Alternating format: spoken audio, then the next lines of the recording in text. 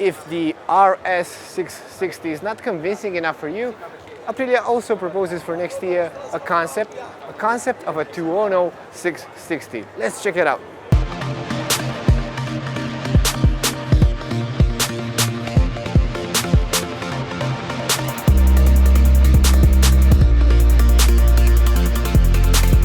If the big Tuono is one of the best roadsters out there, this one will definitely have a word to say in the middleweight roadsters class.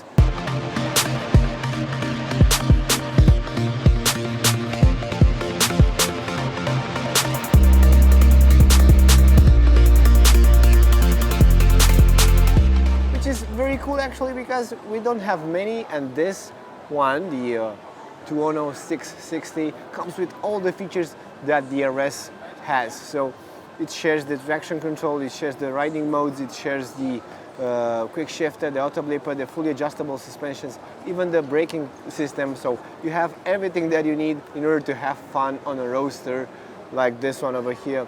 I can't wait to get to next year and see if the Aprilia gets serious about the new Tuono, the middleweight one, and finally test it.